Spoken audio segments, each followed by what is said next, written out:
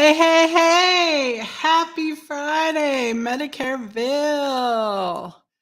Who is happy that it's the end of the day on Friday? Did you guys have a busy week?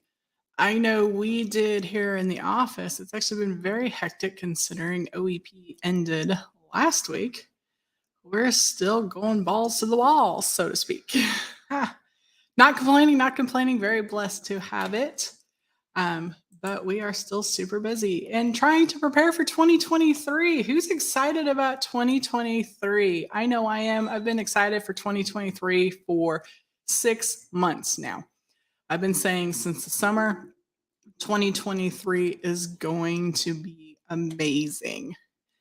If you haven't joined, you have to, when I can see your comments to actually see who they are, you have to like accept the terms and conditions, just FYI. Otherwise, it just pops up as Facebook users, and I don't know who's chatting with me until the end. But that's okay. We all like secrets that we can go back and figure out later. So today we're going to be talking about hiring strategies. And a little backstory on that. I've been independent now on my own for 6 years and building an in house team along with a downline field agent team. And a couple of years ago, my in house office got kind of completely turned upside down. Um, Lots of things were kind of not going well and going wrong, and kind of had to reinvent the wheel. And one of the things that I really changed is how I hired, who I hired, why I hired. I went to several trainings that I could find on the topic and then talked with other people that have been in business longer than I am and picked their brains and ultimately come up with my own style in the hiring process. So I'm going to share today what I've personally done and things like and what I've learned and how to grow and what's worked for me. But these are just notes for you guys, right? This has worked for me because we're all different people. We all have different personalities. We all expect different things out of our people.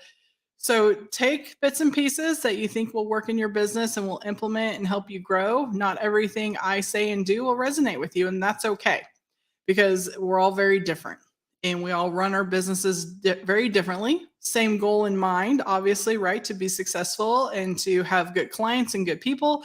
But ultimately, our businesses are run differently. So take what you can use and don't use what you don't. You're not going to hurt my feelings, but I just thought maybe this might help some of you guys because I went through the hard times a couple of years ago of having to reinvent my office. And ultimately, I actually learned a ton about it. So let a couple more people jump on. I usually do a StreamYard live with somebody. It's weird not having somebody to banter with. Just kind of feel like I'm talking open air here. For those of you that don't know, the ladies in the room, Club Win Retreat is coming up 2023. Just FYI, there's still a few tickets left. They will not go on sale. So if you're waiting for a discount, that won't happen because I can't add a chair to the room if we oversell. So we have so many seats because we have so many beds because this is an all-inclusive event. If you didn't know that, you get your room, you get your meals, you get your drinks, you get your trainings. It's all inclusive. So they won't go on sale. Just FYI, if you're thinking, oh gosh, I'll wait till the end to go on sale. No, you'll just end up missing out. So we have a few tickets left. Jump on those. I still have some more speakers to announce. It's going to be amazing. It's so amazing. I can't wait. Last year was so much fun. And hence the reason the topic this year is cheaper in therapy, because last year was just so much fun. Camaraderie is amazing. The friendships that were made were amazing, and they carried on into the new year. And there's still amazing friendships that were forged out of that are still happening. So come join us. If you're a lady in the room, go to www.clubwinretreat.com. That's 2 eyes on win. And I hope to see you there. It is in Florida, over by Orlando, Kissimmee, Florida. So great spot. It's 17th to the 20th of February. It is a holiday weekend. And it's going to be great. We're going to have heated pools. There's a bowling alley in the house. We have amazing speakers. So it's going to be great. Come join us. All right. So back to hiring strategies. I don't know if any of you have employees. Let's take a poll. Do any of you personally have employees currently? Put in the chat for me if anybody's managing employees now. And if you are, how many do you have? Like, do have one or two people? Do we have a group of people? And it doesn't matter if you have VAs or in-house people. If you are managing somebody, put it in the chat. Hey, I miss you too, Facebook user. One person does, perfect. This one's got an admin. This one's got two. Okay, great. So a lot of you, it looks like, have maybe a small group and probably hoping to expand, which is fantastic. I am up to 8 or 9 in-house. I have 2 more testing right now to come in. My office, I think, will max at 12. I think that's all the room I have for, unless I go upstairs, which I am in conversations with my contractor to do that. Thinking about putting myself upstairs though, and then a fireman's pole, and it's the only way you can leave me. You got to climb up the stairs and take a fireman pole down, just for shits and giggles. I can hide up there that way. None, but my goal is to have at least 2 in 2 years. Funny thing about employees, once you have one, next thing you know, you blink and you have 5. So 2 in 2 years, I bet you have more than that 2 years.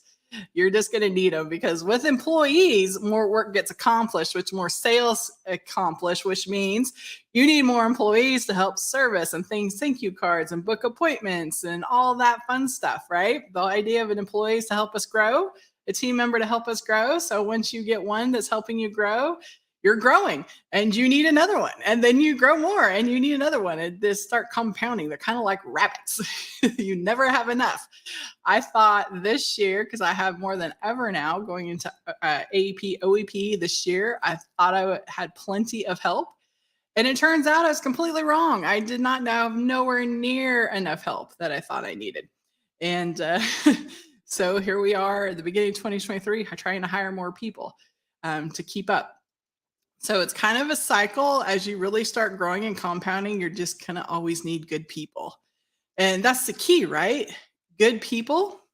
And good people are hard to come by, because we want to hire people that ultimately want to stick around too.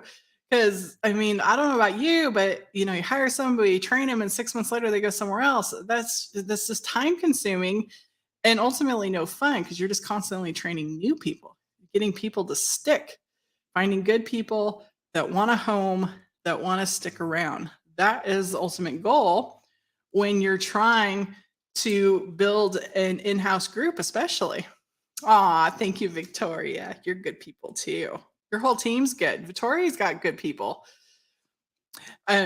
So it's a matter of finding good people that want to stick around, that want to grow with the business. Because especially if you're smaller, like going for your first employee or your first 2, you're smaller, and you have the chance to bring in people that can grow with you, that can move up into upper management as you get bigger and need those roles filled. So it's a great opportunity for people, but it is a long-term opportunity.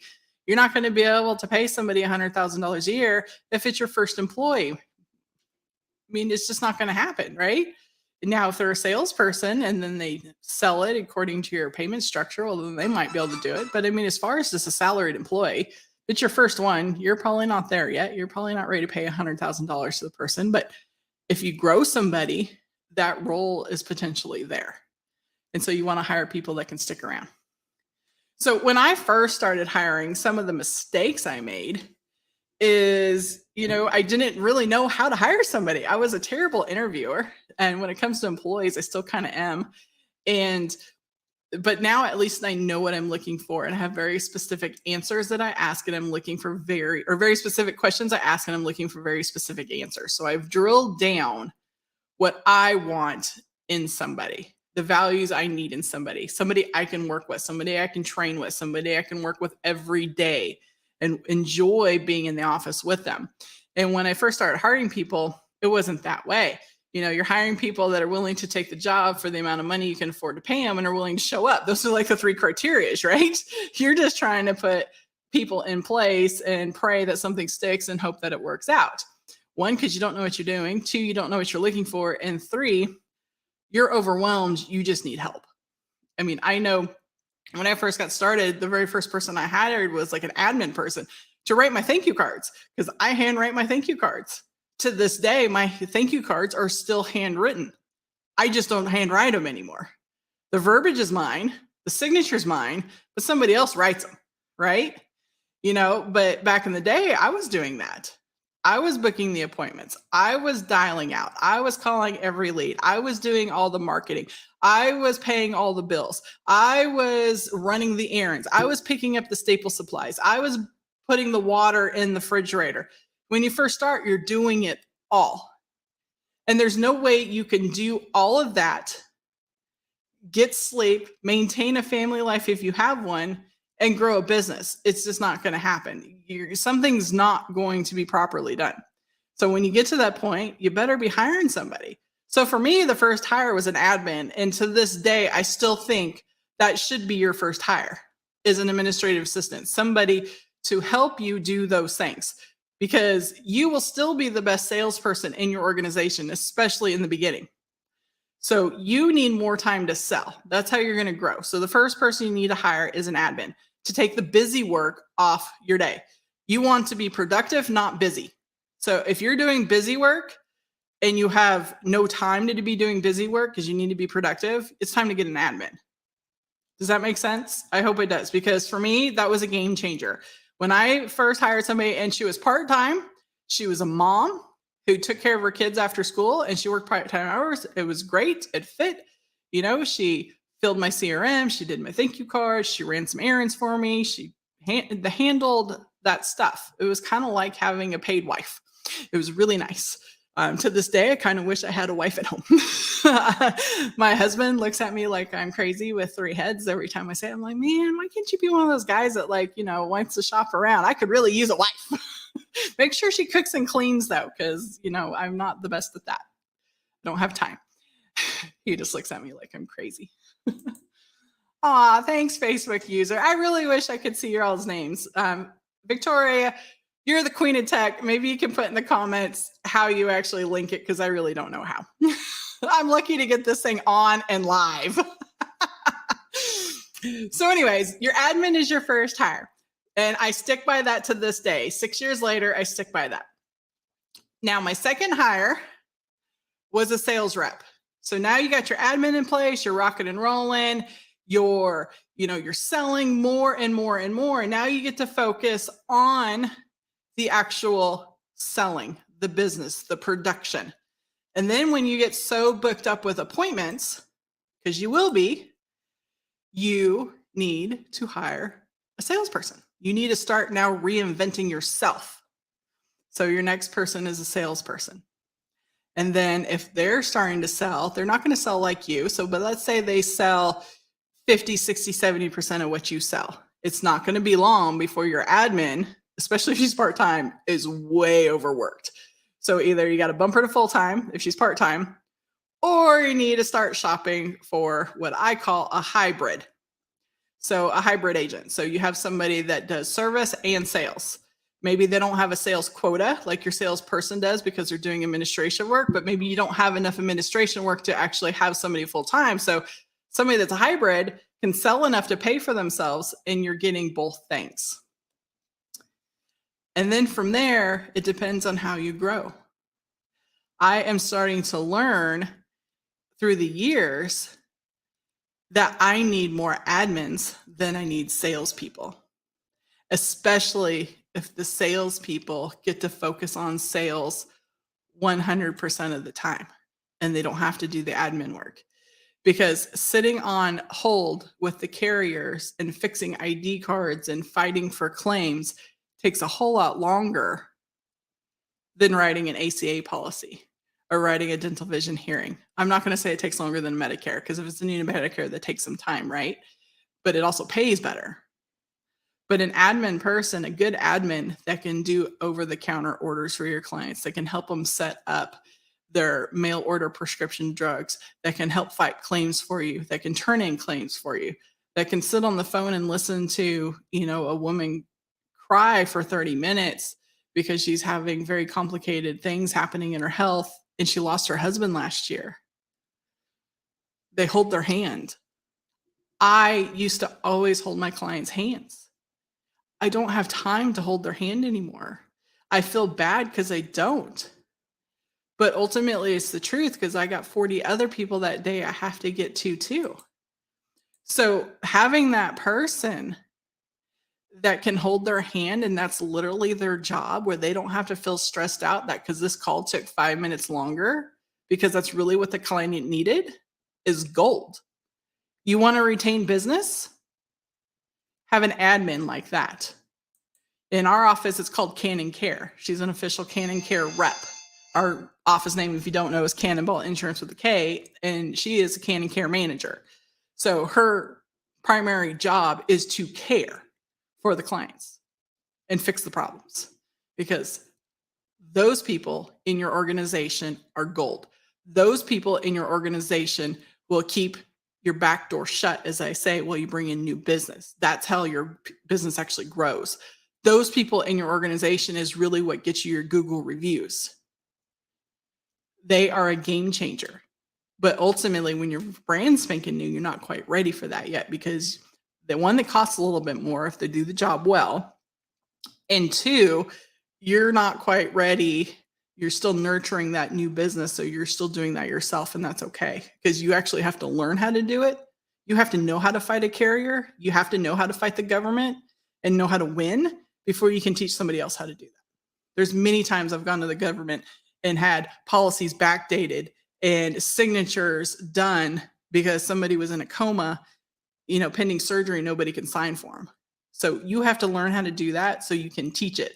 So never pass it off too soon because it is a very important part of this business, especially for the retention game. But ultimately, that hire is a game changer in your business. It's made such a difference in my business this year. And we hired the first Cannon Care rep where somebody took on 100% that role. We were all kind of doing it, but 100% that role this summer. And it's made such an amazing difference in the organization. Sales team members don't have to spend that time doing it. The hybrid team, the sales team, I can focus on actually building the business, but ultimately the client is getting handheld and taken care of properly. So that is a great hire, one I highly recommend. It should be your fourth hire, probably fifth hire, depending on how fast you're going and who else you have in the organization. But that is an important role.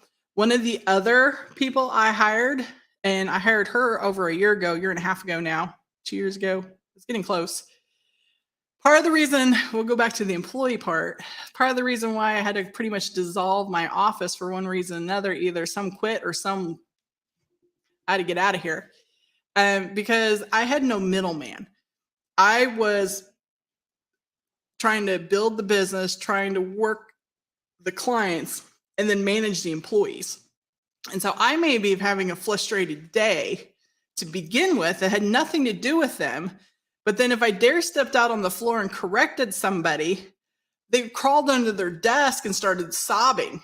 I mean, not truly, but that's what it felt like. I mean, they couldn't handle it.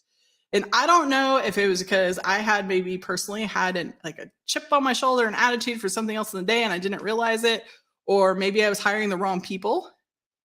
I'm not sure, but it happened, and it's a problem. So when I hired Melissa, a lot of you hear me talk about Melissa. A lot of you met Melissa. She's been around. She comes with me to a lot of the conferences.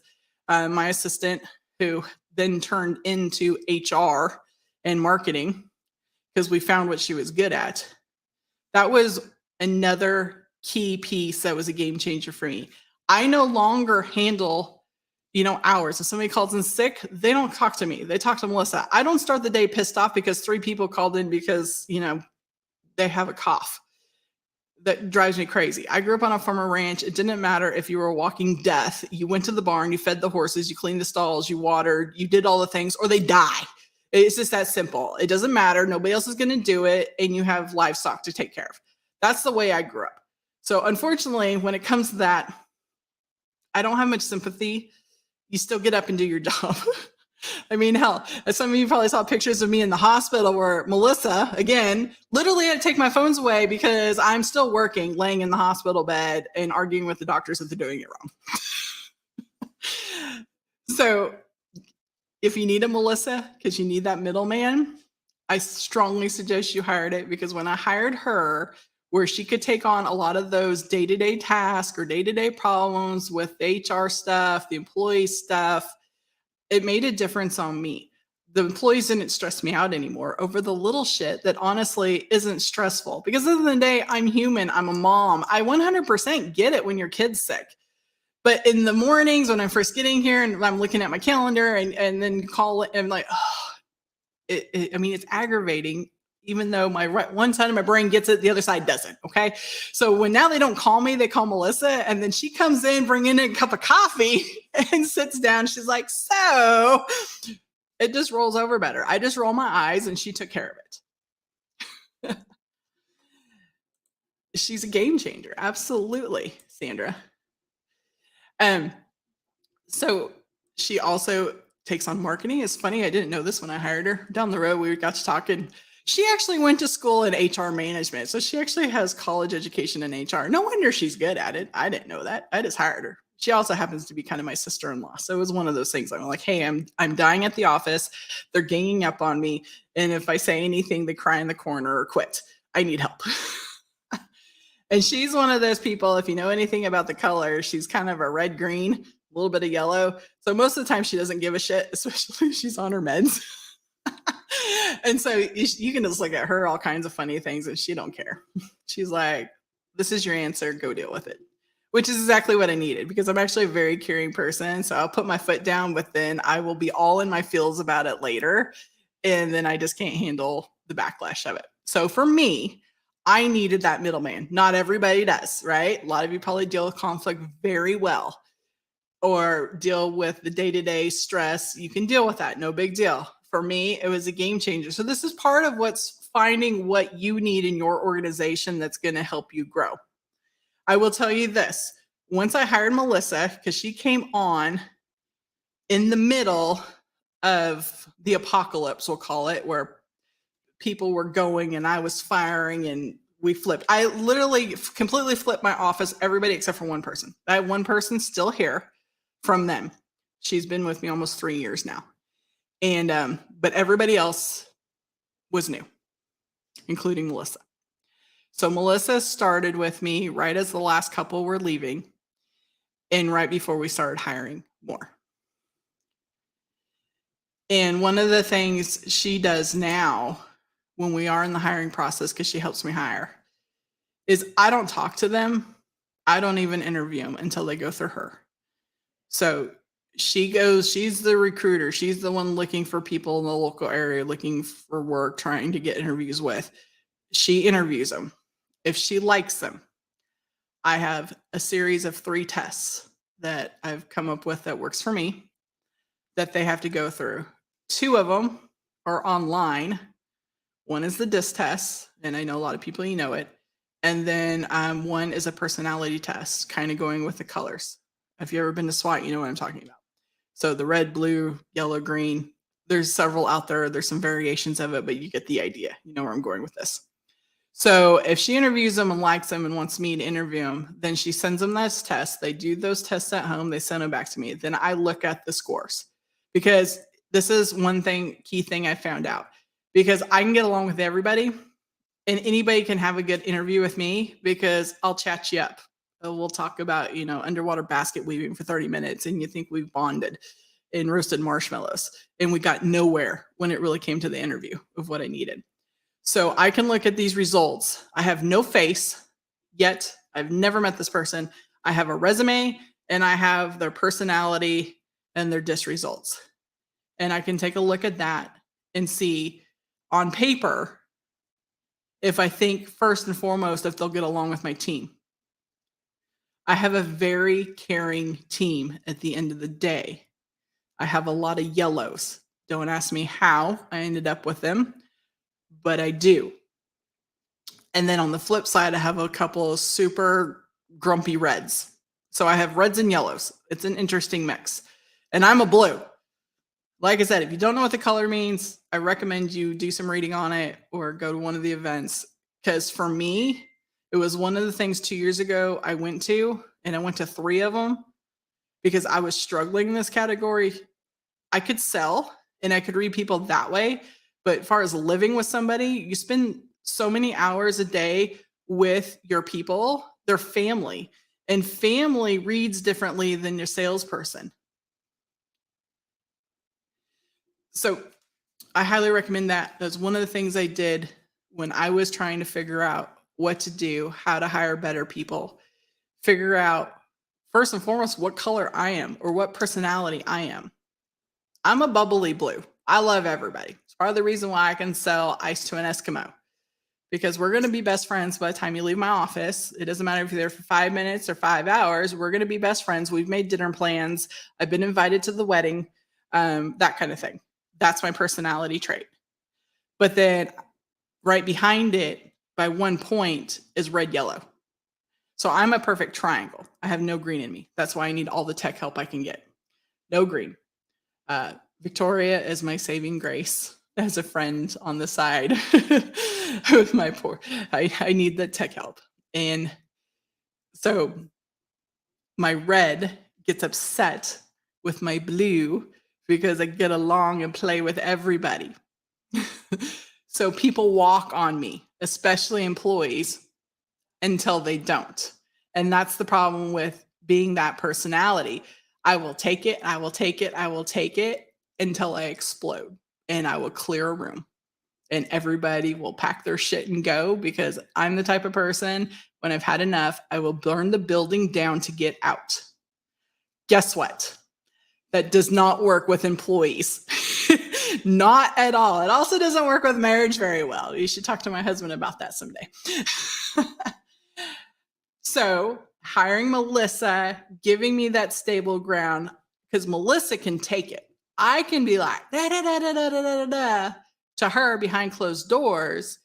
It will roll off her back. She will translate it to an employee where it's not ballistic, right? And actually means something. And then the employee will adjust, or your team member will adjust, or your partner will adjust when you're in business. And for me, that was a game changer. For others, it may not be. So, what do I look like? Because what do I look for on those tests? I'm sure all you guys are thinking that. So, because knowing my people, I know some people just aren't going to get along with the people I have now in my organization. And the people I have currently in my organization, I adore. I love them. They, most of them been with me about a year. I have some that have been with me a little less, but we've hired all these people on this new strategy. Now, I went through a few people in the interim, hiring and firing and hiring and quitting while I was working out my strategy.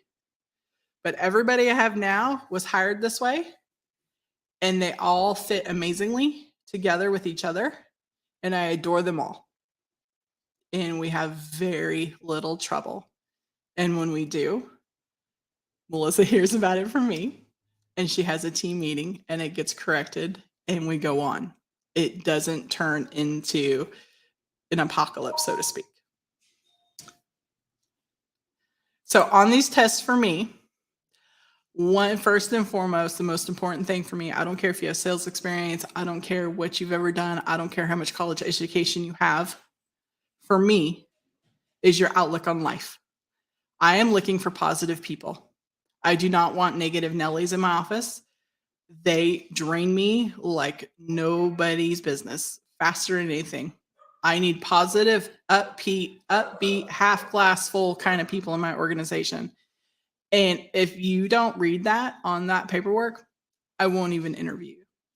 I don't care that you have a 4-point GPA and you sold $2 million of cars last year. If you're not positive, you're not going to work in my organization.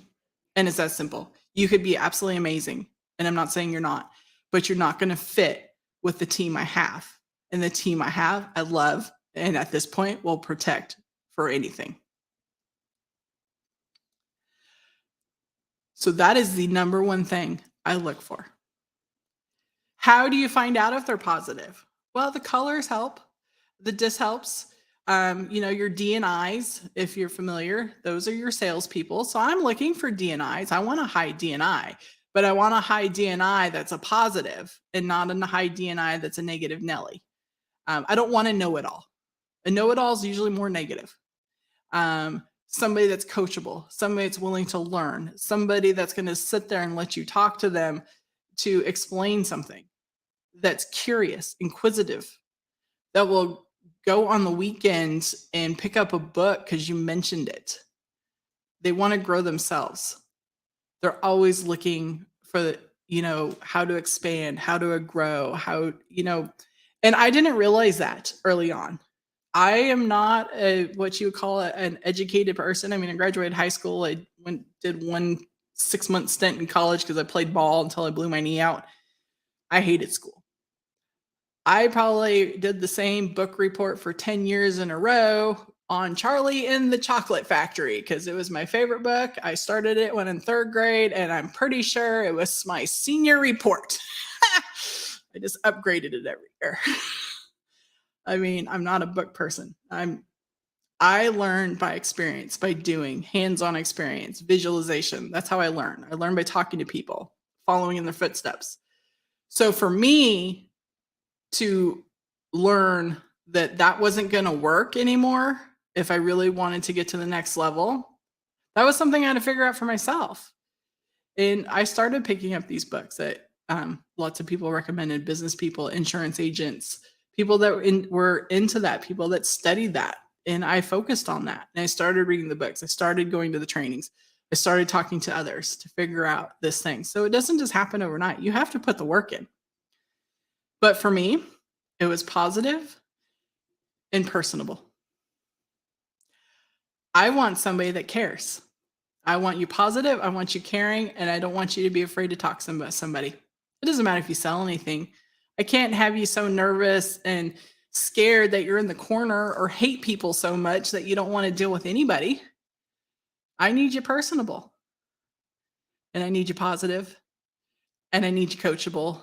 And I need you to want to show up, to be here.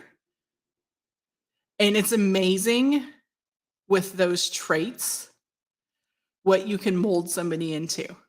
I can teach anybody how to sell Medicare. I can teach anybody how to sell ACA. I can teach anybody how to fight with a company.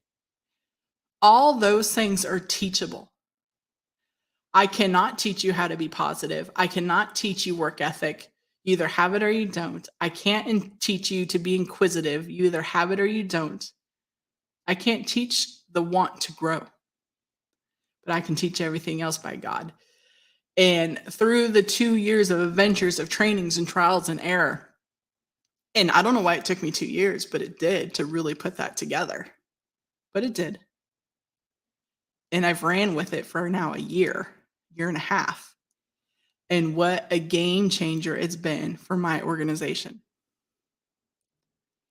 I have hand-holding agents, sales agents that get a Google review at least 2 or 3 times a week.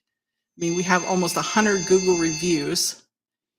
And they're not like 5-star good job. They're like inquisitive. Oh my gosh, Wendy took the time to listen to me and help me find the best possible plan for my sick mother. These are heartfelt reviews. These aren't just, because you asked. Go on there and read them sometime.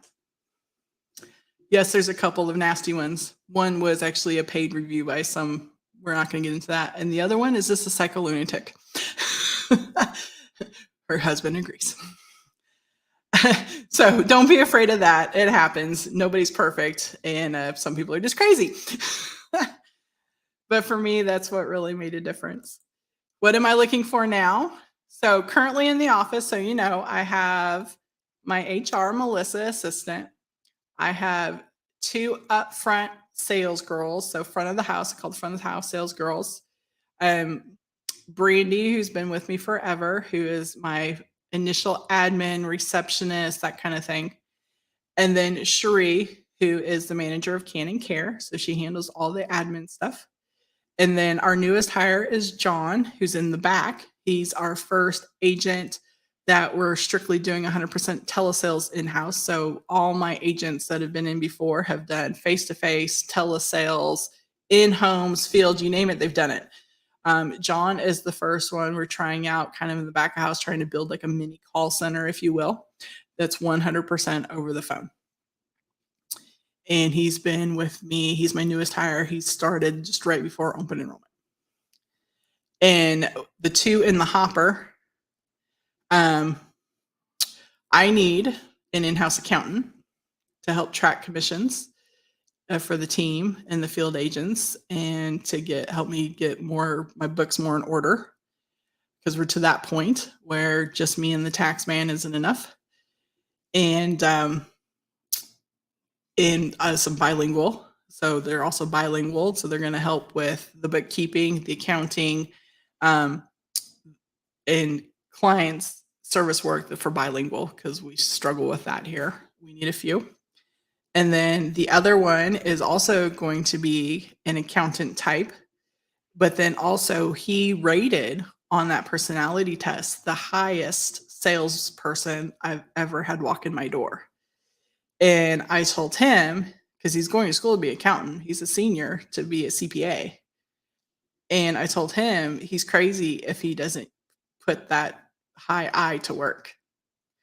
And he worked for State Farm for a minute. So he has the license. So he's going to come on part-time accountant, part-time sales. So he's going to do a little bit of both.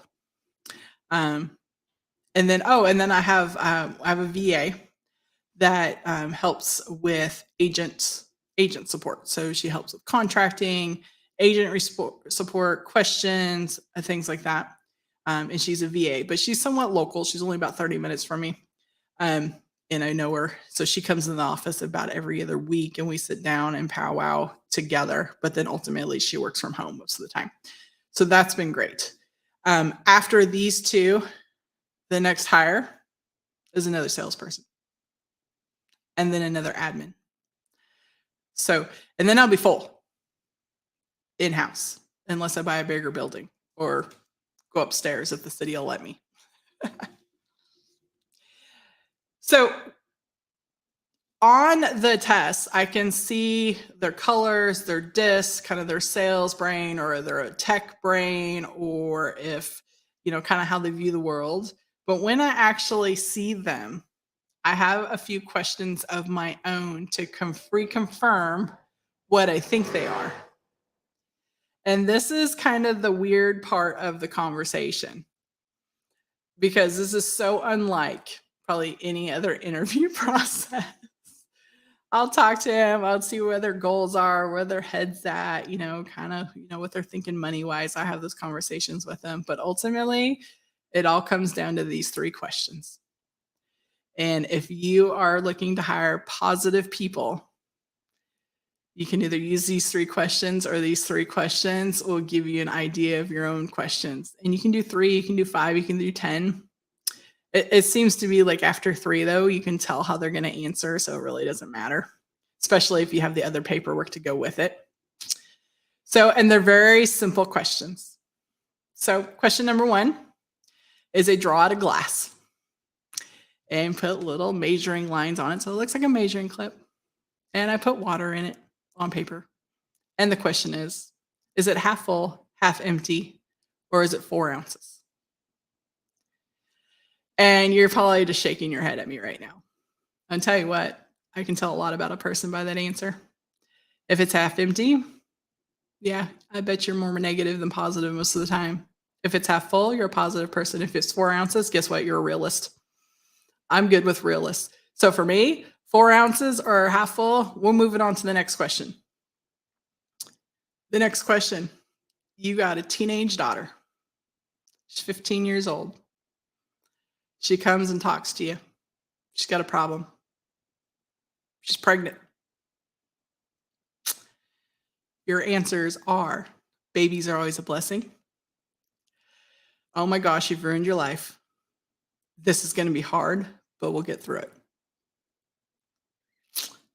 Put in the chat, what do you think the two acceptable answers are? I'll be highly disappointed if you hear me ramble on about this that you can't answer this question or what I'm looking for in an answer.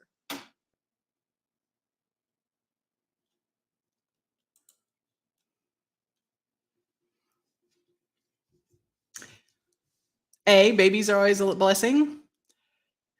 B, oh my gosh, you've ruined your life. What are we going to do? Or C, it'll be hard, but we'll get through it. What's your answers?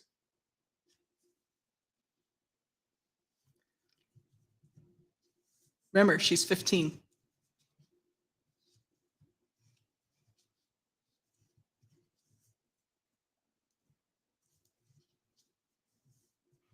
Yep. Hard, we'll get through it is a realist answer, right? I mean, she's pregnant. Something you can do about it now. If babies are a blessing, you're probably the happiest, bubbliest person I've ever met in my life. B, a lot of people will think B initially because that's kind of like your first parental reaction, like, oh my God. But if you stop and think about it, most people don't answer B, oh my God. Because once they have processed it for 30 seconds, you can't change it. But if you do pick B, I mean, if that is just like you're going to be hard to work with. You're going to be very set in your ways. You're going to be hard to work with. You're probably a over 40, over 50 group.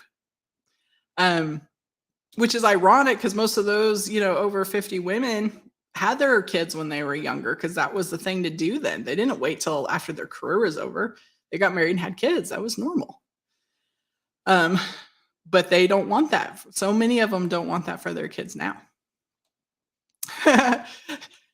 No, I'm not trying to offend anybody, but it's true. If you think about it, I mean, my grandmother is 90 years old. She has 7 children. The oldest one would be like 75 if they were still alive. I mean, that's just the way it was back then. And my grandmother would also freak out like no other if I showed up to her house when I was 15 years old and told her I was pregnant. So, I mean, it's just kind of the way it is. It's not right or wrong or indifferent, but it is. But it does tell me that they have a little more of a closed mindset. You're going to be harder to coach. You're going to look towards the worst in this situation instead of trying to problem solve and figure out the best in the situation.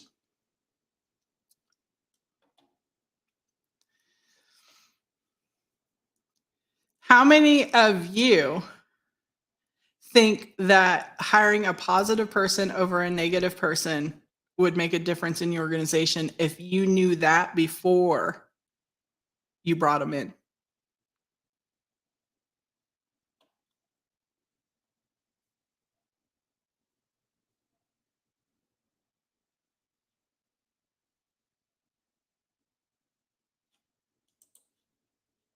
Yeah.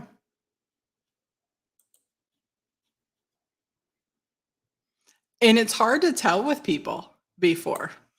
And that's why we do the testing is almost a little bit monotonous because it's a lot of the same. But and part of the reason why is because you can't fake it that many times in a row. I mean, women can. Sorry, that was probably inappropriate. But you get what I'm saying, right? At some point, the negative will come out in a person like that, especially if it's monotonous. Because by page 2.5, they're in their head, they're going, shit, I swear I've answered this question 3 times already. Why do I have to freaking answer it again? That's exactly what they're thinking if they're negative. Where a positive person is like, let's see, do I still think like this? Or now that I've analyzed a little bit more, I would change my mind. But a negative person, yeah, the negativity is definitely going to start coming out. Growing is fun, you guys. It's a learning experience. I have learned more from employees and growing and team members and field agents than I could say I probably have anywhere.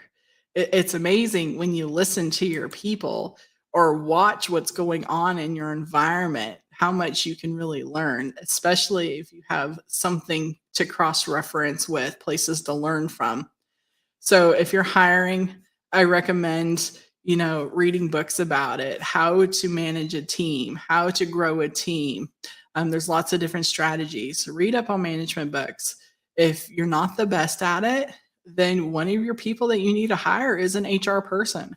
Not only does she be the middleman, my barrier, where I have so much less problems. She also got with my lawyer, restructured our handbook.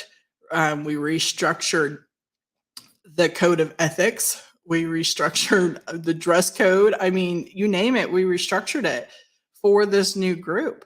Everything is in writing. They sign everything before they come in. They sign that there's, surveillance cameras in here. It's not really for them, it's for, safety.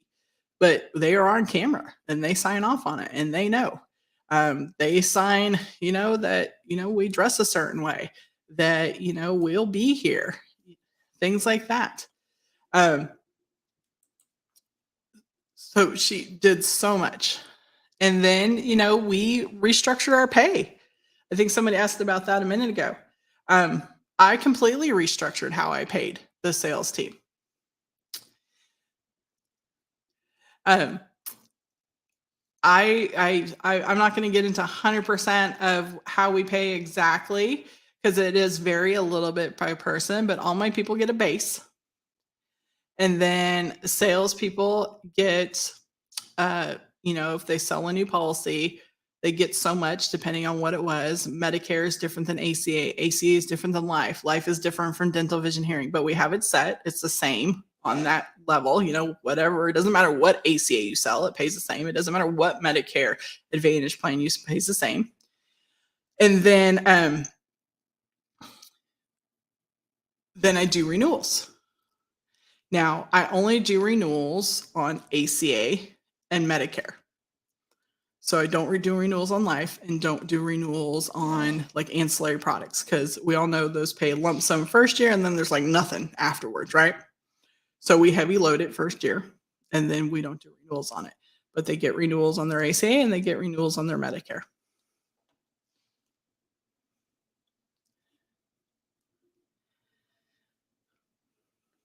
Does anybody have any specific questions? I'm so used to interactive.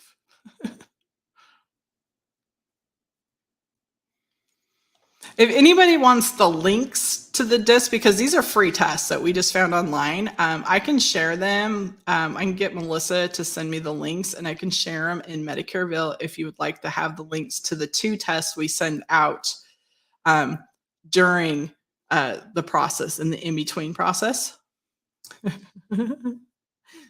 Somebody really wants to know what the third question is. Maybe I'll post that in the group too. Or maybe I'll have a challenge. You write me the third question, and the best third question that I get, I'll give a 30-minute coaching session on hiring or really anything you want. I really don't care. I'll coach on anything. But if you have the best third question, you put it, we'll start a post, we'll put it in the group and everybody can vote on it. That was on here. We'll put it in the stream of this. So everybody's on here knows it. And then we can vote on it. And whoever comes up with best third question, I'll give a 30-minute coaching call to on whatever you want, whether it's hiring, firing, there's an art to firing, or ACA or Medicare or whatever.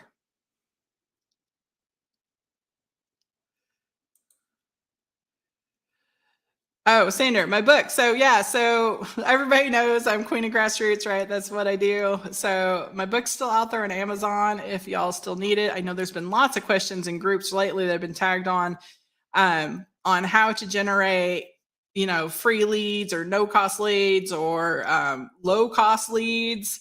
Tons of that. Grab my book. There's 101 ideas. I did promise somebody earlier today that I would do a training next week on some marketing, kind of free marketing strategy. So I will be putting that together for next weekend here. But if you're needing ideas, 101 grassroots marketing tips and tricks on Amazon. There's lots of ideas. Admins. Do you have an outside salesperson? If so, do you have a separate pricer? Sorry, I popped up about 15 minutes after you started. So all my outside people are field agents, independent field agents, just like yourself. So they get paid, direct from carrier. I don't have any what you would call like LOA outside field reps, but you could absolutely. It depends on if they're LOA but yet independent to where you're paying for their leads and you're funneling all that to them. Um, it would depend on then if you're giving them a base plus commission or if you're just giving commission. I think personally, if I was going to have a, we'll say a telesales LOA, that's what I'll call it for conversation's sake. So they are basically an in-house agent that works from home. I don't think the only way I think I would do that personally is they were 100% commission based. So I would set them up, all the leads like they do here, give them their systems and everything. But ultimately, I'm not a micromanager. I'm not going to sit there and make sure that you're putting your hours in like you're supposed to. So I think, and that would stress me out. So I think for me, I would set that up as 100% commission. And if they're 100% commission, they would have a much higher comp structure than the people in the house because they're not getting a base. But the other thing with that person, they're probably not doing any service work or getting any of the walk-ins. So there's really not as much reason to pay them a base because if you taught them to sell and they really do their job, they should be able to sell at least one an hour.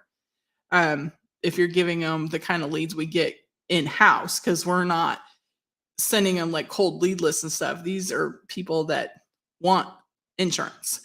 So they should be able to sell an hour, one every couple of hours on those kind of leads. Now, if they were doing more of a lead list, cold lead kind of thing, then no, they're not going to have that kind of closing rate.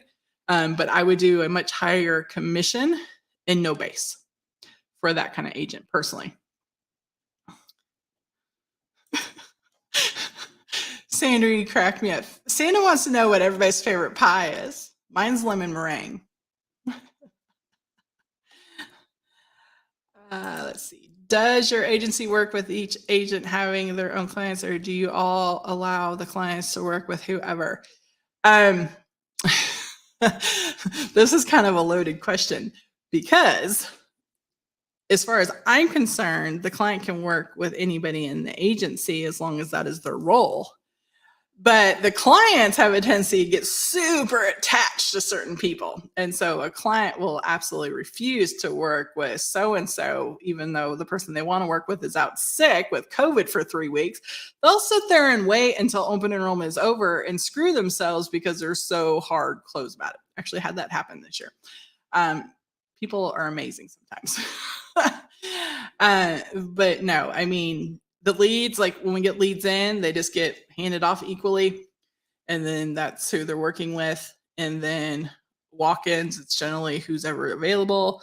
Like I said, I have a team that I love and they love each other. So nobody's ever fighting for anybody. If anything, I almost have to correct them more, be like, no, that's your sale. I realize I booked the appointment with so-and-so, but she's out all week because she's sick and that person had to get wrote. I mean, they will give it back to the other agent. That I almost have to correct them on the reverse side, but that's how much my team does work so well together. They will give up the commission so they don't feel like they're doing their partner harm, which I love. I'd much rather have to be like, no, it's okay. You take it. You earned it. It wouldn't have happened without you. Than have them fighting literally every month. Like, well, say she took my client. Well, she did that. She did. Oh my God. You talk about stress. What do you do when both your assistants LOA till they're pregnant the same week? Was that your question? Or is this like a question for the question, or is this a question for me? Because here's the thing. It's only possible for one person on my team to get pregnant. So that's not even going to happen.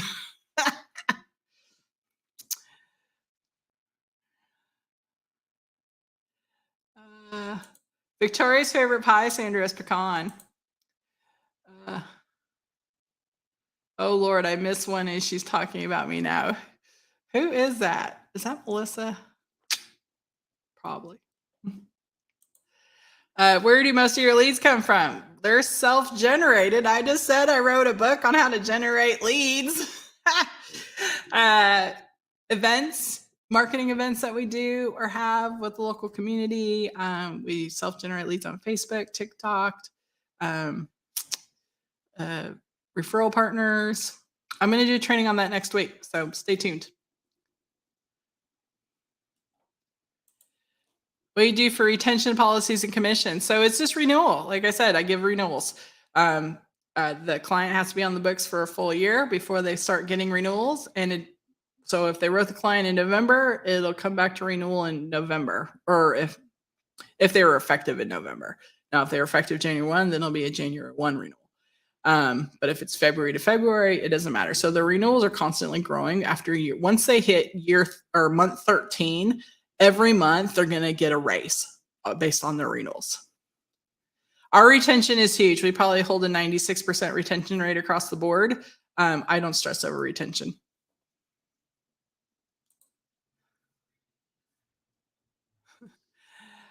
Do I have an event coming up? Yes, Club Win, like I said earlier, is coming up. It is for ladies only. I know, guys.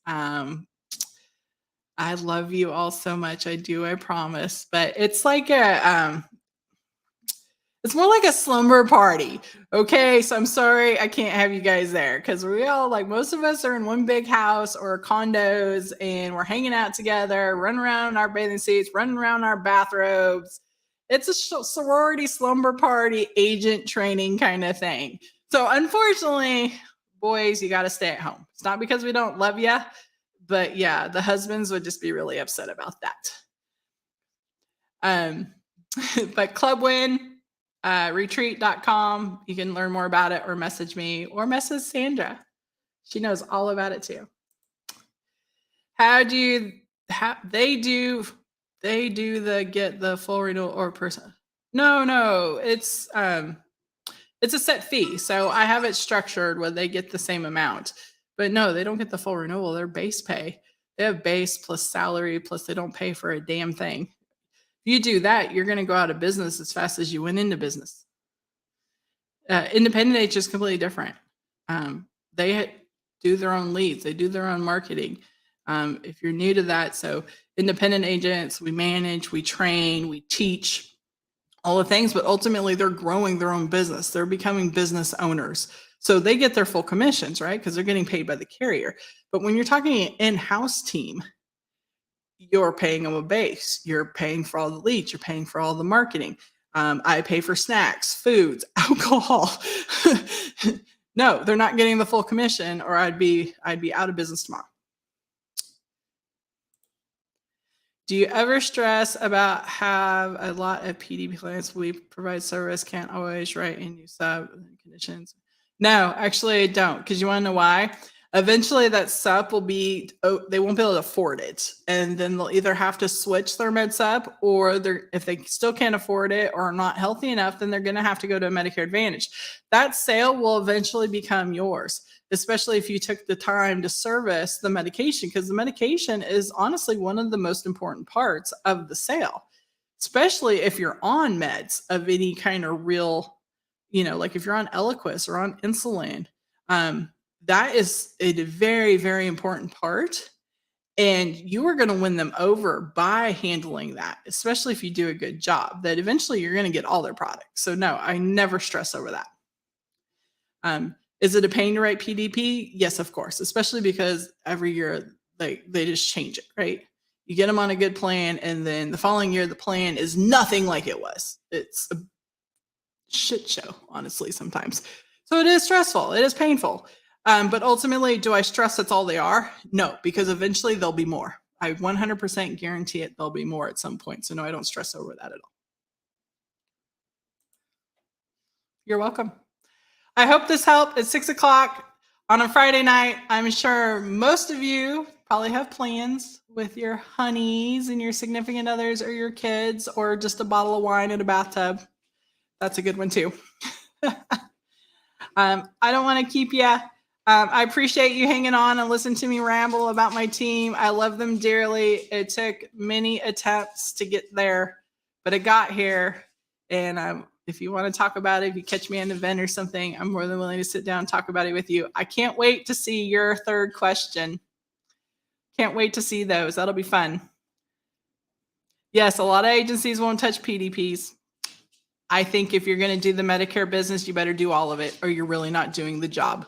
That's also how people end up with penalties and drugs not covered and things like down the road. So my honest opinion, if you're going to do Medicare, you need to do the whole gamut or you need to stay out of it. And it's that simple.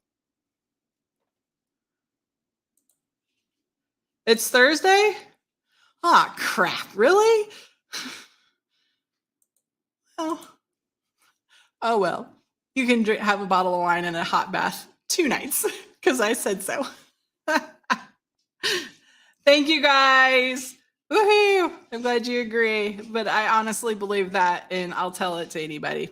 Because if you don't handle all the things, then are you really an expert in your field? Yeah, bonus weekend. I just gave y'all a 4-day weekend. You should be so loving me right now. They do make great referrals. You're right. Bonus weekend, 4-day weekend, whether you knew it or not. Thanks, guys. Have a great Thursday. Hope this helps.